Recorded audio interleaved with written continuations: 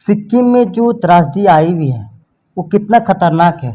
अभी तक कितने लोगों को खोजा जा चुका है। वहाँ पर इनके साथी यार होंगे, उन लोगों का क्या कहना है। जो सिक्किम के राज्य सरकार है, क्या उनके कई आला अधिकारी हैं, क्या आप उन लोगों के साथ संपर्क में थे। खोजबीन जब आप लोग कर रहे थे उस टाइम आप लोगों के साथ कौन लोग थे। आंकड़े आ रहे हैं 70 से 75 लोगों की जान जा चुकी है, 103 से 110 लोगों का मिसिंग हुआ। क्या सरकार इस ऐसे आंकड़े छुपा रहे हैं, क्योंकि आप वहाँ पे उपस्थित थे, आपने खुद नज़ारा को ही देखा होगा, इतना भयावह है। सिक्किम में मंगलवार को बादल फटने से तबाही का मंजर को आपने देखा होगा। तबाही की तस्वीरें ने सारे देश को झकझोर देने वाली, वो बादल फटने से तबाही का तस्वीरें ने आपको देखा होगा। बादल ऐसा फटा कि कोहराम मच गया। कीचड़ और पानी ऐसा ज़मीन पर आया कि कीचड़ और पानी अपने आगोश में ले गया। इस वक्त ऐसे में मेरे साथ मौजूद है, इन्हीं से बातचीत करेंगे, इन्हीं से परिचय जानेंगे। ये खुद सिक्किम से लाइव चला रहे थे और हम भी खुद देखे थे फिदवी लाइव पर, तो इनका परिचय हम इसी से जानते हैं। तो आप अपना परिचय दे दीजिए सबसे पहले। जी, मेरा नाम अनवर फिदवी है। मैं हज़ारीबाग ज़िले से बिलोंग करता हूँ और मैं वहाँ पे अखबार मशरिक उर्दू और ख़बर एक्सप्रेस उर्दू के मैं ब्यूरो चीफ हूँ। आपके हिसाब से क्या लगता है, जिस तरह से वहाँ पे त्रासदी आई हुई है, त्रासदी ख़त्म होने के बाद 3-4 दिन के बाद जब आप लोग वहाँ पे गए तो किस तरह से वहाँ पे माहौल था। आप लोगों से, स्थानीय ग्रामीण लोग से भी बातचीत किए होंगे, उन लोगों का क्या कहना है, किस तरह से आया वो लोग खौफनाक मंजर।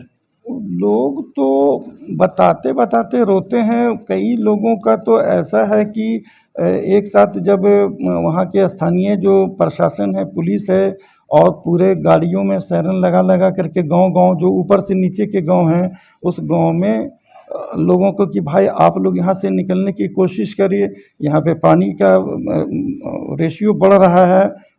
किसी को ये नहीं पता था कि पानी इतनी ज़बरदस्त होने वाली है, आने वाली है ऊपर से। वो किसी को पता रहता तो वो निकलते। चूँकि मेरा खुद जो साला है शहनवाज साहब, वो कई लोगों को जो ड्यूटी से ऑफ में थे, अपने अपने रूम्स में थे, उन लोगों को फ़ोन कर कर के इन्होंने बताया कि तुम लोग वहाँ से निकलो, ये ऐसा इस तरह का माहौल हो रहा है, ऐसे है। लेकिन उसमें अभिषेक जी भी 12:10 यानी कि 4 अक्टूबर हो गया था। 12 बजने के बाद 4 अक्टूबर होता है। 4 अक्टूबर को 12:10 में उन्होंने बताया कि भाई आप भी निकल जाओ वहाँ से। तो बोला कि हम लोग निकल रहे हैं, और हमारे साथ डीजीएम साहब हैं और एनीवेज बहुत से ऑफिसर लोग थे, 12-14 लोग थे लोग।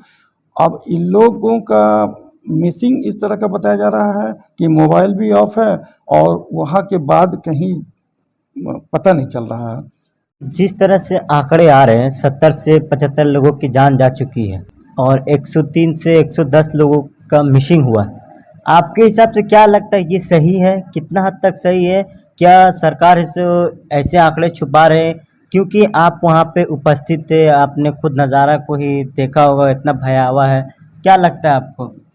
देखिए, आंकड़ों का जो होता है ना, इस तरह का खेल होता है एक आंकड़े का। जब त्रासदी या कोई भी ट्रेजेडी बहुत बड़ा होता है तो वो उसमें सरकार 2-3 वजह होती हैं कि जो उनको छिपाने का एक मजबूरी होती है कि ये भाई बात फैले नहीं, लोगों में वैमनस्य नहीं फैले, लोगों में परेशानियां नहीं बढ़े।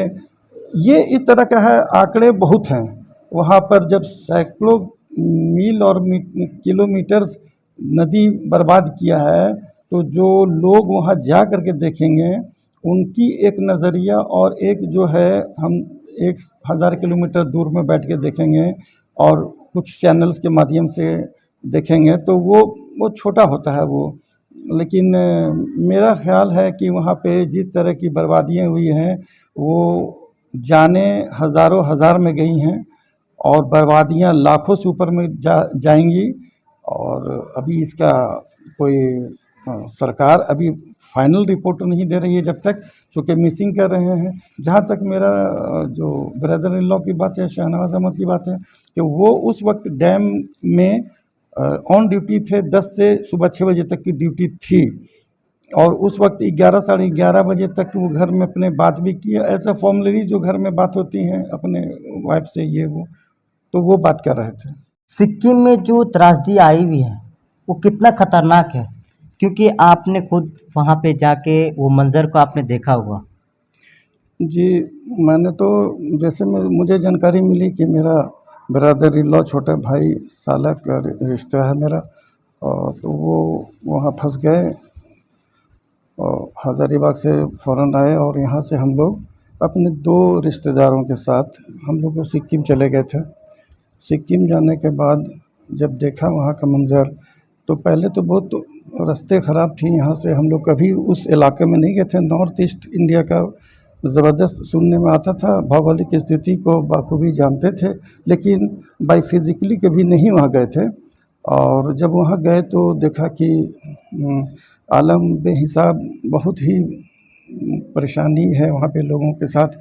कई मौतें हो चुकी थी उस वक्त तक, लेकिन मेरे दिमाग में हर आदमी अपने रिश्तेदार को ढूंढती है नज़रें, और मेरी भी नज़र अपने छोटे भाई ऐसे साले के पर हर जगह खोज रही थी, हर लोगों को देख रही थी कि शायद इसमें मेरा वो हो, चाहे वहाँ हो चाहे वहाँ हो। खबरें ले रहे थे, न्यूज़ पढ़ रहे थे, देख रहे थे, लाइव सुन रहे थे।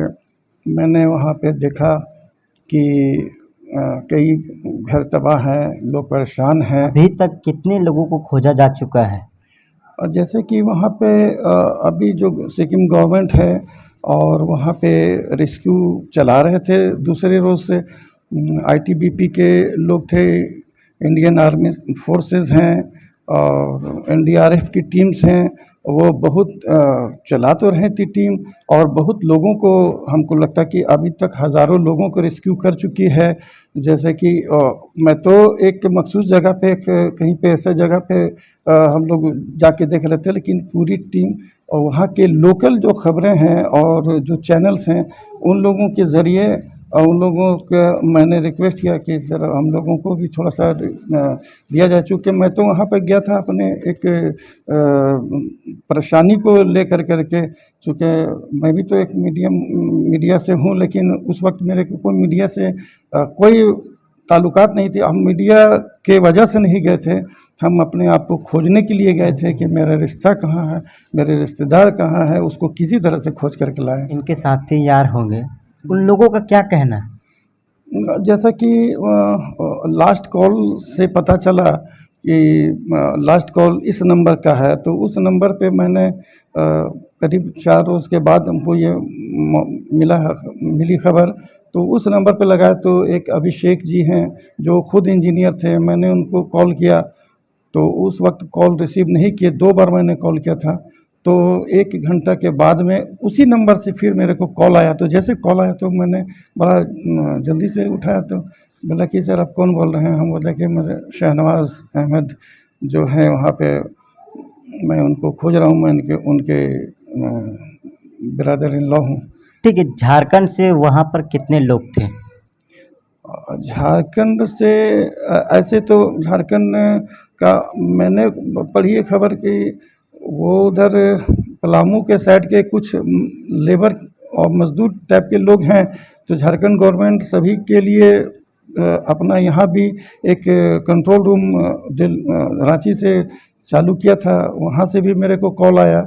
और अमूमन बहुत लोग बचे थे, लेकिन जो इंजीनियर थे वो ये सिंगल पीस थे। जो सिक्किम के राज्य सरकार है, क्या उनके कई आला अधिकारी हैं, क्या आप उन लोगों के साथ संपर्क में थे? हाँ बिल्कुल, वहाँ के जो सिक्किम गवर्नमेंट से और वहाँ के जो डीएम, जो लोकल डीएम का कार्यालय से, वहाँ से हमारा को संपर्क किया गया, वो लोग नंबर मेरे लिए, और ऐसा हुआ कि वो मेरे नंबर नहीं ले पाते, लेकिन मैंने वहाँ पे जब हम देखे कि कोई उपाय लग नहीं रहा है और जाने की स्थिति भी वहाँ पे ऑन द स्पॉट जो डैम है, उस डैम जहाँ पे वो ऊर्जा पावर डैम है, वहाँ पे पहुँचना मुश्किल हो रहा था, तो मैंने सिलीगुड़ी, दार्जिलिंग और सिक्किम के कई पत्रकारों से संपर्क किया मैंने, उन लोगों को नंबर निकाल करके,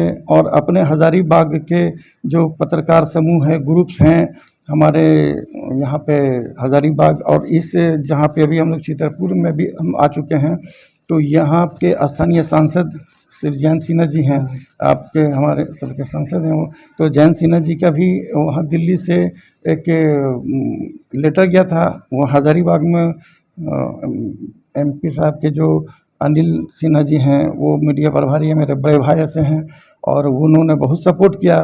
वो हज़ारीबाग से जब हम चले थे सिक्किम के लिए, जब जा रहे थे, तो हमारे विधायक मनीष जायसवाल जी को पता चली बात, तो उन्होंने कॉल किया। इवन कि बहुत लोगों ने कॉल किया, डॉक्टर आसिम मेहता कॉल किए, बहुत मतलब कि बहुत, संजय मलिक आरजेडी के नेता हैं, वो बड़े भाई ऐसे हैं, ऐसे ऐसे कई लोग हैं। मुन्ना मलिक जी का नाम बताना मुश्किल है, अभी हज़ारों लोगों का अब तक कॉल आ चुका है। सभी का मैंने शुक्रिया भी अदा करते हैं इस वक्त। खोजबीन जब आप लोग कर रहे थे, उस टाइम आप लोगों के साथ कौन लोग थे? हम लोग तो यहाँ से जो गए थे 3 लोग, हम लोग तो परेशान हाल थे, लेकिन वहाँ पे जो टीम है, लोकल्स टीम जितनी भी थी, वो अपने स्तर से काम कर रहे थे, और वो उस टीम में हम लोग शामिल नहीं हो पा रहे थे, क्योंकि हम लोगों को उस तरह का आइडियाज़ नहीं है वहाँ पर कि किस तरह से चलना है, किस तरह से पकड़ना है, कैसे तैरना है, या फिर जो भी उस सिस्टम है, तो सिस्टम में हम लोग नहीं थे, इसलिए हम लोग उनके साथ नहीं थे। हम लोगों को एक जगह पे कि भाई आप लोग इधर के, आप लोगों को कम्युनिकेशन के ज़रिए हर चीज़ इत्तला दी जाएगी, और ऐसा हो रहा था वहाँ से। सिक्किम में मंगलवार को देर रात बादल फटने से तबाही का मंजर आपने 30 सेकेंड का वीडियो देखे होंगे मेरे चैनल पे, और लगातार हम शुरू से अंत तक चितरपुर के इंजीनियर शहनवाज अहमद जो इस वक्त लापता है, और हम खबरें भी लगा रहे हैं लगातार। तो इस वक्त जो हमारे साथ मौजूद है, फिदवी लैब के वरिष्ठ पत्रकार हैं, और ये खुद सिक्किम के हाल को जाना और सिक्किम के हाल को भी बताया, और अपने साला को खोजने के लिए भी खुद चले गए। इनका नाम अनवर अहमद है।